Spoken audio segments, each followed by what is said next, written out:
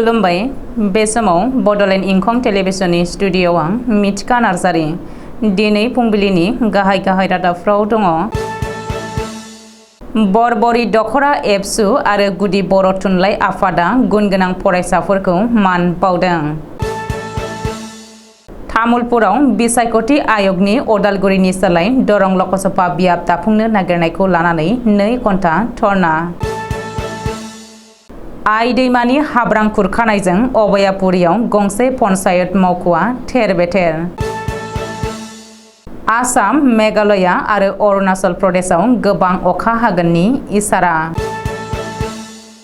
ओबामानि सायाव doctor Himanta Biswa शर्मानि tweet खालामनाया आमेरिकानि व्हाइट हाउसआव सावरायजादों।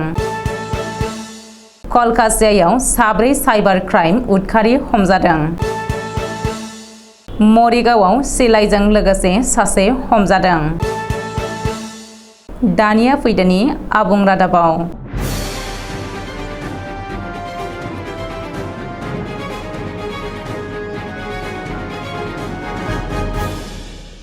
फरायसाफोरखौ गोजौ सोलोंथाइ लानाय फारसे थुलुंगाखांहोनाय आरो गोसो बोहोनाय थांखिजों बाक्सा जिल्लानि बेन्दोंआव थानाय बरबरी दखरा दुलाराय बर' फरायसा आफाद आरो गुदि बर' थुनलाइ आफादा मैया 2023 इं मायथाइनि बर' बिजोंजों मेट्रिक आनजादखौ सेथि मासि लानानै उथ्रिसार जानो हानाय फरायसाफोर आरो एचएस आनजादाव बर' बिमा राव आयदाखौ लानानै उथ्रिसार जानो हानाय फरायसाफोरखौ बरायनायजों लोगोसे मान बावनाय हाबाफारि लायो।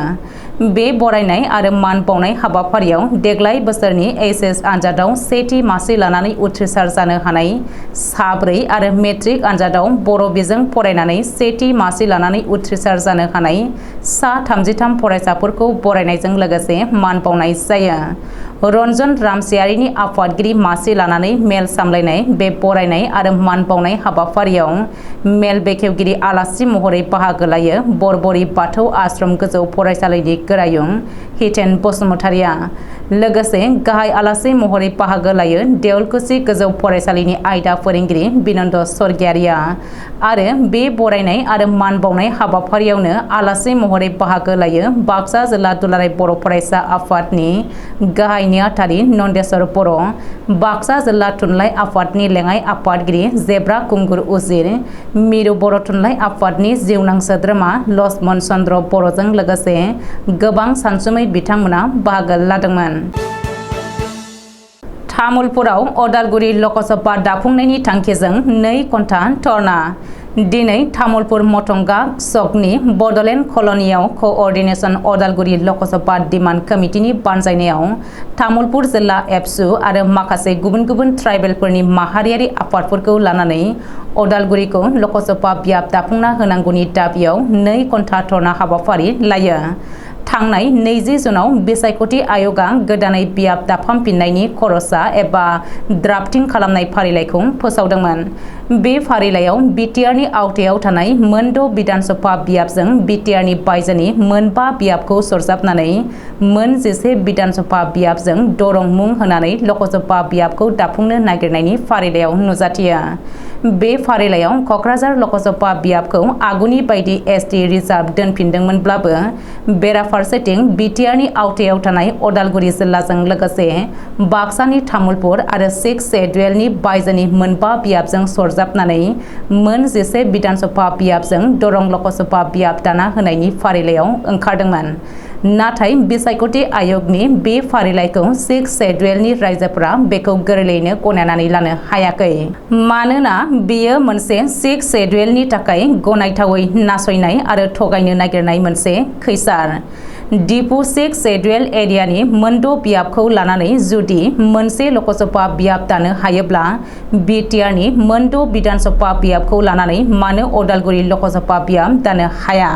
बेखौ गोख्रों सोंथि खालामनानै बिटिआरनि गेजेरावबो क'क्राझारनि अनगायैबो आलादायै अदालगुरि लकसभा बियाब दाफुंनानै होनो थाखाय बे 2 घन्टा खुद्रिसारनाय हाबाफारिखौ लानाय जायो।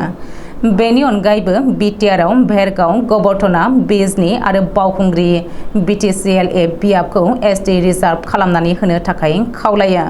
बे धरना हाबाफारियाव अदालगुरि लकसभा बियाब जायाब्ला जों गनाया, दरं लकसभा बियाबखौ जों गनाया, इनक्लाब जिन्दाबाद, आमाक दरं लकसभा नालागे, आमाक अदालगुरि लकसभा समष्टि लागिबय, जों दरं मुङै लकसभा बियाबखौ गनाया बायदि बायदि स्लगानजों होस्रि गावनानै 2 घन्टा खुद्रिसानाय हाबाफारि लायो।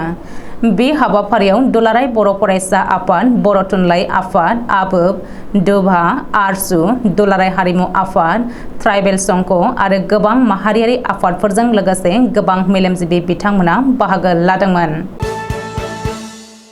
आफां आसामनि बङाइगाव जिल्ला अभयापुरियाव कसारिपेटी पन्चायत मावख'आ आइ दैमानि हाब्रां खुरखानायजों थावरिनो हायैनि थेर-बेथेर जादों।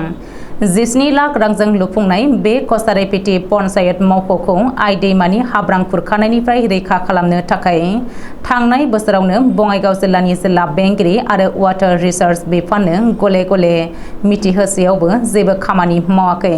जायनि जाहोनाव दिनै बे कसारिपेटी पन्चायत मावख'आ आइ दैमानि बिखायाव गोमोरलांनो गोनां जाबाय होननानै जायगानि रायजो-राजाया दुखु मोननाय फोरमायदों। इन्डियान बोथोर बिगियाना सा-सानजा रायजोनि आसाम, मेघालया आरो अरुणाचल प्रदेशआव फैगौ 29 जुननिफ्राय 1 जुलाइसिम गोबां अखा हागोननि इसारा होदों। लोगोसेनो सिक्किमावबो 30 जुननिफ्राय फैगौ 2 जुलाइसिम गोबां अखा हागोननि इसारा होदों आरो बयबो रायजो-राजाखौ सांग्राङै थानो थाखाय सांग्रांथि होदों। आसाम, मेघालया आरो अरुणाचल प्रदेशआव अरेन्ज एलार्ट आरो सिक्किमाव येलो एलार्टबो जारि खालामदों बोथोर बिगियान बिफाना। थांनाय 23 जुन 2023 अक्ट'खालि आसामनि गिबि मन्थ्रि डक्टर हिमन्त बिश्व शर्माया आमेरिकानि बारग' हादोरगिरि बराक ओबामाखौ लानानै अजद गोनां बानबुंथिजों टुइटाराव टुइट खालामनाय आयदाखौ लानानै मंगलबारखालि आमेरिकानि पार्लियामेन्टारि व्हाइट हाउसआव सावरायजादों। मख'नो गोनांदि जाय समाव भारतनि गाहाय मन्थ्रि नरेन्द्र मदिया आमेरिकानि वाशिंटनाव दंहैयोमोन आरो 22 जुन खालि आमेरिकानि हादोरगिरि ज' बाइडेनजों लोगो हमलायदोंमोन। बे समावनो आसामनि गिबि मन्थ्रि डक्टर हिमन्त बिश्व शर्मानि बे टुइटआ दुलाराय भारत नाङैनो बयखौबो सोमो नांहोदोंमोन।